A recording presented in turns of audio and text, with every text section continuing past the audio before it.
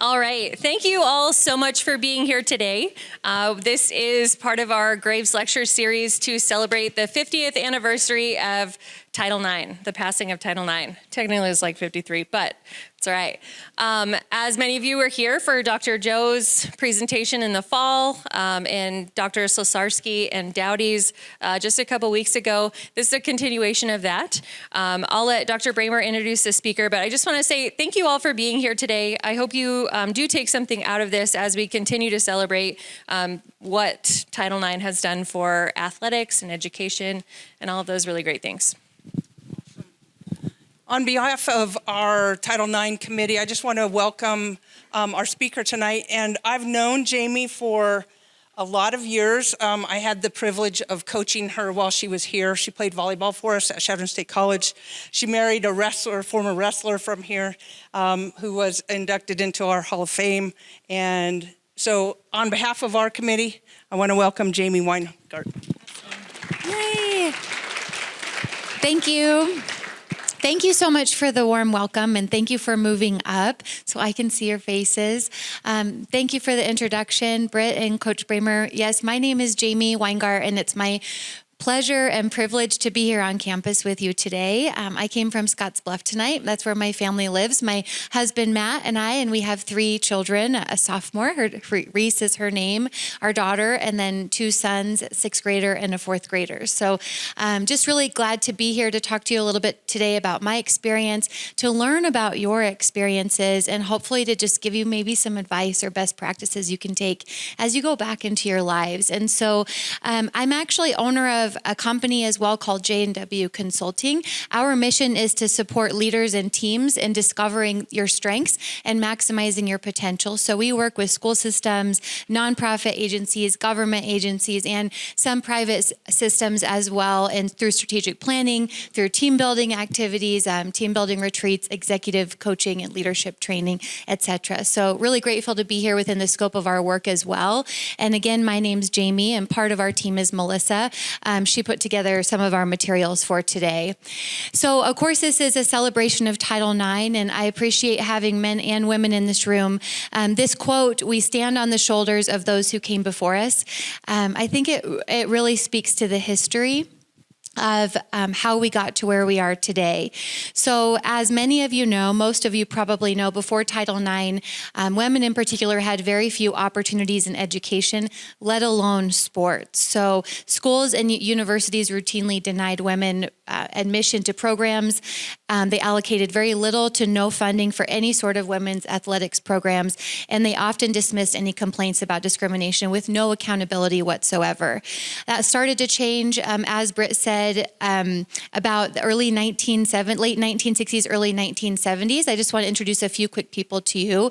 Bernice Sandler is the first person. She's known as the godmother of Title IX.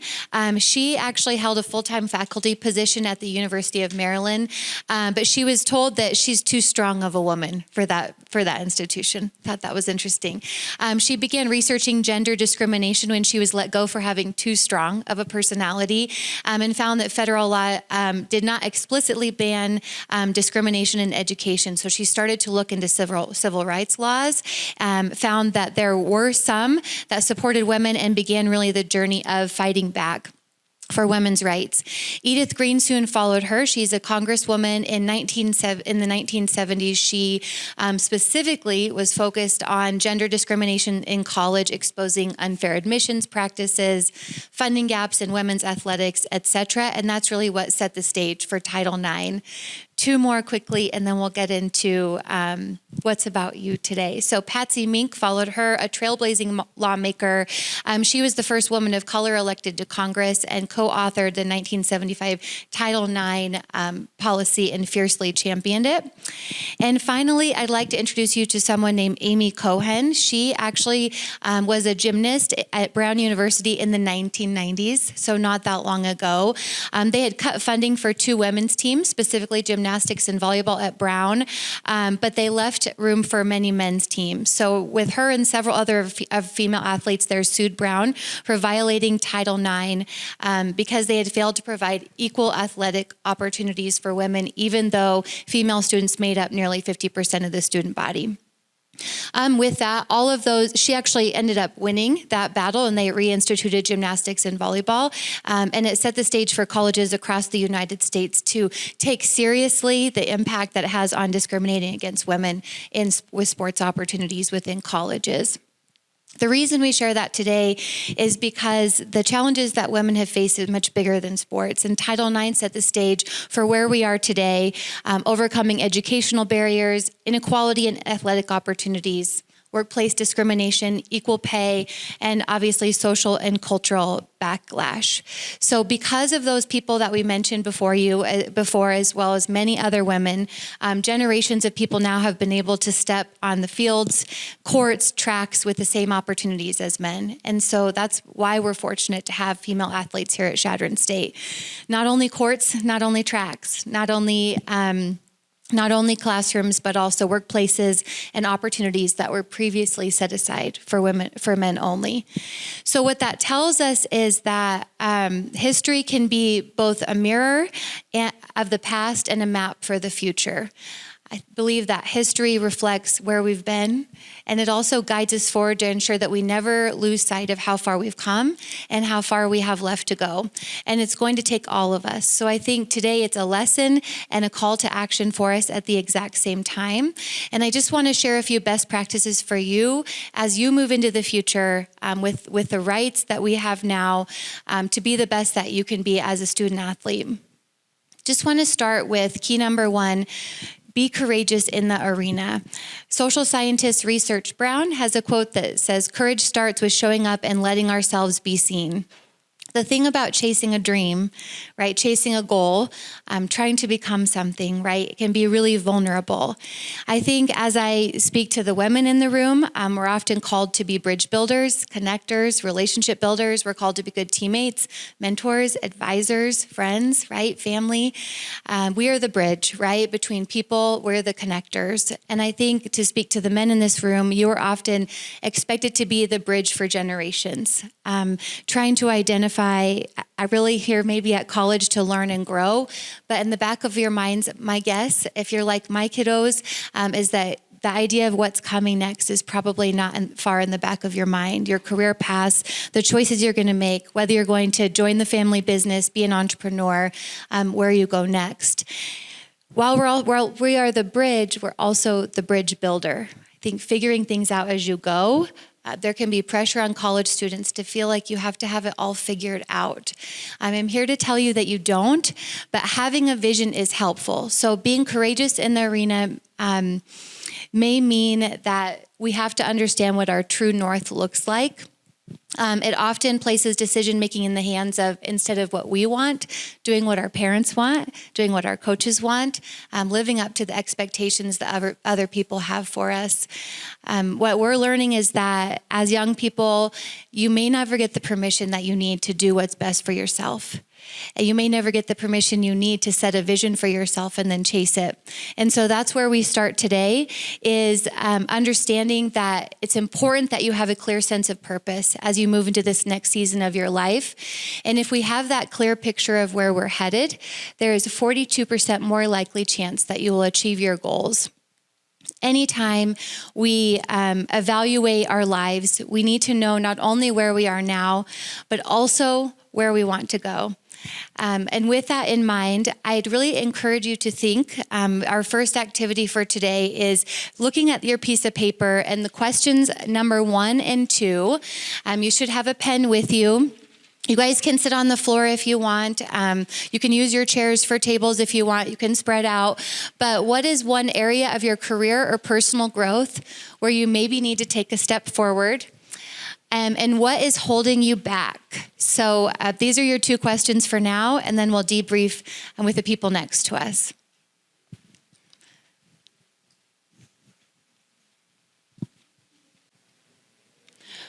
Okay. So with maybe with a partner or the people beside you, just to kind of debrief on this first question set, a few questions are up on the slide.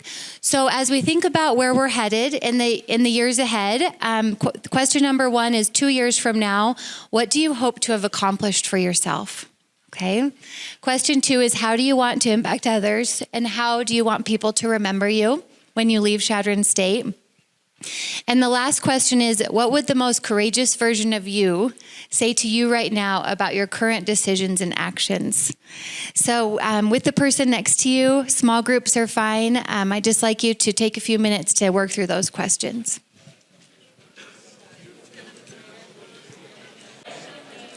Okay. Thank you for having that discussion with one another. I have a question for you guys. So, being a few years removed from college, like if there's something that holds you back, right? Like from achieving your goals, or like one thing that gets in your way of you being who you want to be right now, what would you say it is? What are the challenges that you face? I know that's a hard question. Anyone think of anything? No? Money? Yeah, absolutely. Managing jobs and sports and having enough. Yeah. What else? Doubt. Can you tell me more? What do you mean? Yeah. Yeah. Thank you for that. Absolutely. I think, working with the Gallup organization, they're a research and analytics company that we partner with to provide our trainings. They're really finding with their research that most people really suffer from self-doubt. Right? Like they are sabotaged by themselves, especially within the athletic realm of really not fully believing in our own capacity for what we can accomplish. And so I just want to encourage you that sometimes we have to be our own mirror, right? We can't always listen to the people around us, especially those maybe who doubt us or are competing against us. And I really appreciate this quote, "It's not the critic who counts." Right? It's not the critic who counts, nor the man who points out how the strong man stumbles, nor the doer of deeds who could have done them better. The credit really belongs to the man in the arena whose face is marred by dust and sweat and blood, who at best knows in the end triumph, and who at worst, if fails, at least fails while daring greatly. I just want to encourage you all to dream big and to set big goals and really to imagine the highest possible version of yourself that you can, because what we believe is truly what we become, and you should take yourself seriously.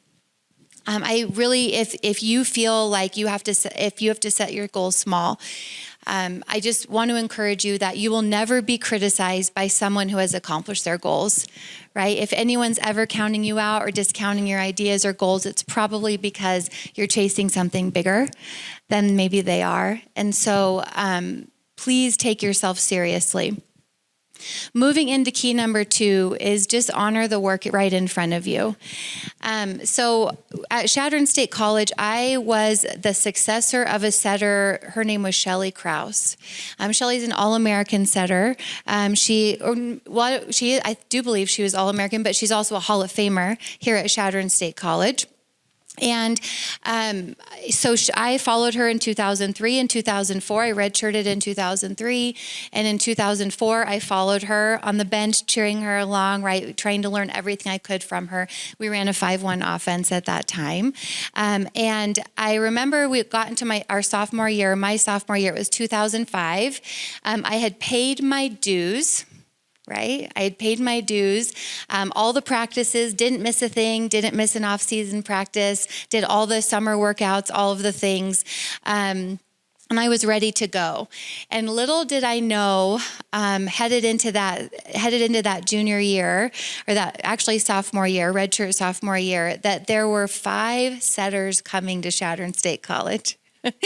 So we had Trista, Kayla, Alex, Livy, and Hillary on their way to compete with me for a 5-1. Some of them were JUCO transfers. Some of them were for true freshmen. And I remember as they came in for their practices, right? Because you have recruits come in and you have to welcome them, right? And I'm the only captain at that time, right? I was captain as a redshirt freshman going into sophomore year. And so what's my job? To welcome them, right? Like my job is to be like, you should come here. Yeah, absolutely. You should come here and play with us. And the whole time I'm thinking, these people are my competitors, right? Like these people are here to take my spot, the one that I paid my dues for, waited my time for, redshirted for, right? And so I share that story with you because, as the coach introduced this setter, and they all ended up coming, right? I had a choice to make, right? Like, do I let fear take over? Do I let self-doubt take over? Do I let frustration? Or why? Like, why are they all here? And what am I going to do? And where's my value in that? And I think at that time we had to make the choice to honor the work.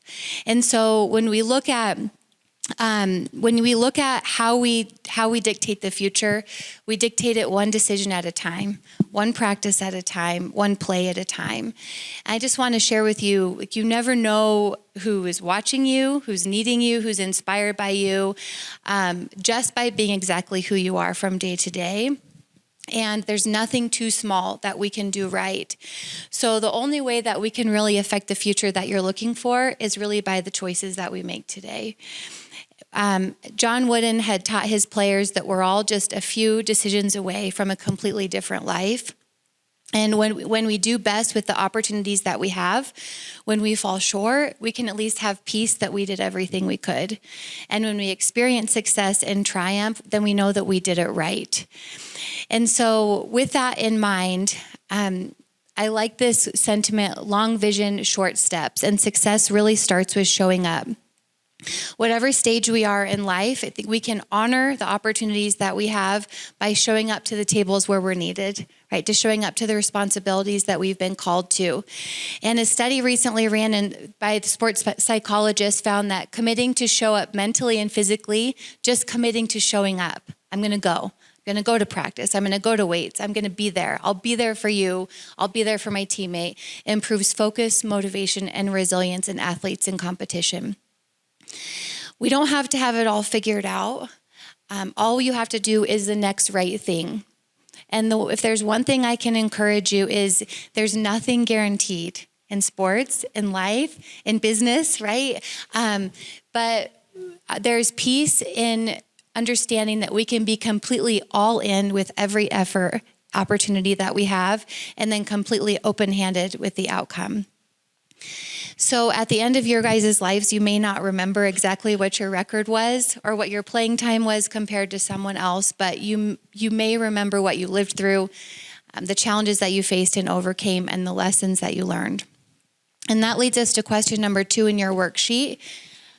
What personal strengths can you lean into and leverage in this season of your life?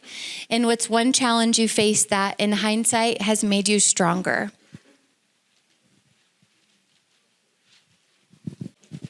Thank you very much for connecting with your neighbor. And moving quickly to key number 3 is best practice that we can share with you is just to ignite the power of gratitude. I want to show you a statistic. So I hope that you can see this, but this is actually women's sports. Okay, so what you can see on the slide right now are high school participants. This data is from 2020. And if you go all the way over to overall NCAA, Division I, Division II, you see what percentage of our high school athletes actually make it to the college level. Specific to D2, about 1%. So as we think about Title IX, and you look at this 1%, right? Also in consideration of this, the U.S. Department of Commerce recently found that women-owned small businesses have a 3-year survival rate of less than 50%. And women who have made strides, even though women have made strides in higher ed, like Coach Bramer and all of the professionals here today, only about 2 out of 10 women hold head positions at college institutions still. And that data is from 2022. So when we think about Title IX, but when we think about all college athletes, it's important for you to know that it's not likely that you would be here, right? Like the statistics aren't in your favor for you to be in this room. You understand that, right? And so at the same time, we believe you're not here by accident. We believe that you have a purpose here. You're supposed to be here, that you're supposed to be next to the people in this room. And what I wish I would have known then, and the most important advice I can give you today, is the vital importance of making someone else feel appreciated, heard, or seen, or valued. Your coaches, they have families, right? They have worries. They're thinking about other things, and then they care deeply about you. The person in class who's not an athlete, who shows up to your games, right? In volleyball, we had like one professor and like 40 students that came to our games from 2003 to 2007 when I was there, right? But they came, right? Maybe some more, maybe not always. The person you pass on the campus sidewalk who knows who you are and you have no idea who they are, right? Because you're an athlete, there's a high chance that they're going through something that you know nothing about. And you'll never know about. The people next to you, your coaches, the people that are pouring into you, your teachers, your advisors. Just want to share with you that they are important to your journey, but we take them for granted. And that's a natural thing. But I would encourage you to think about how you can show more gratitude for the opportunities you've been given, because we know that's direct in correlation to the joy that you get to experience as a college student. And so question number 3 on your handout, you can write it down or just share with your neighbor. What is one thing you're grateful for, or who is someone that you're grateful for on campus? And how can you share that gratitude when you go back into the world? Okay, so your last discussion question, as we look into the future here at Chadron State, I just want to remind you that you're the gift. You're the future. You are incredibly important to this college and institution, and we're grateful for you. We're grateful that you have the opportunities to build on what's come before. And so my advice to you as a former athlete, as a business owner, as a mom, is just to be courageous, right? Chase what you're dreaming of. Listen to your own voice. Make decisions and make choices that follow your hopes, not your fears, right? Like to follow what you want for yourself rather than what you don't want or what you're trying to do to make someone else happy or meet someone else's expectations. Commit yourself to something worthy. Take yourself seriously. Take action on what you're aiming toward and cultivate a spirit of gratitude. And with that, my last question for you is just based on today, as we get ready to wrap up and send you home, is what's one thing you can do with greater courage, commitment, or gratitude starting tomorrow? That's it. We'll wrap up here in about 2 minutes. What's one thing you can do starting tomorrow? Okay, well, thank you again. So I think that our committee would like to open this up for any questions that you may have. I'm not sure that you would, but do you have any questions for me? Yeah, well, I was going to say, I did get to share the starting role my sophomore year and then played 2 more years as the 5-1 setter. So, hey, work, right? Like, I'm really grateful for those opportunities and persevering, right? Like staying above it all. We had a question from the team on if anybody would be willing to share something that you're particularly grateful for. Like what's something that you wrote down or talked about with your partner? That last question, what are you going to take from today moving forward? What do you have gratitude for? Just a couple people, then you can leave. Yeah.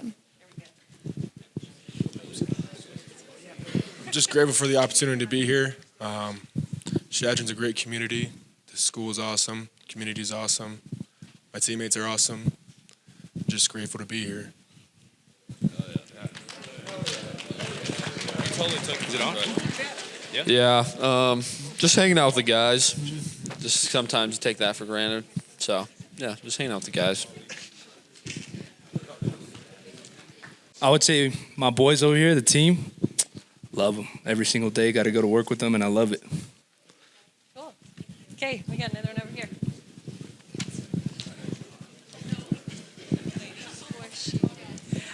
I would say my family and my boys over here. the softball team. I would say my team and like the staff at Chadron, they've made it a great place for people to like want to come and like be involved.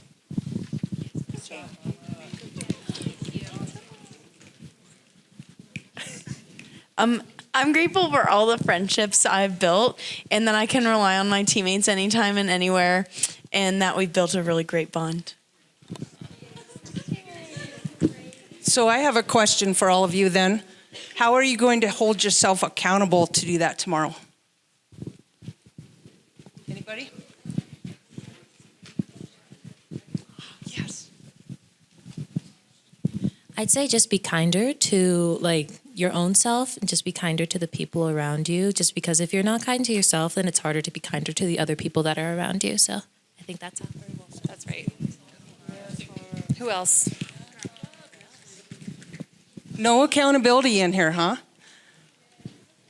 Come on, 2 more people, then you can go. Yeah. 2 more. Accountability. Yeah. Here you go, Rudy.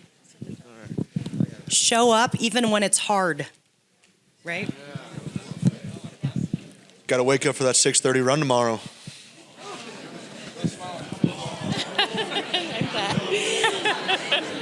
Better you than me. Okay, you guys. Well, I thank you for being a part of this lecture series. Thank you for coming, and you inspire me. I just wish you all the best. Stay healthy, take care of yourselves and one another, and good luck to you. Okay, thank you.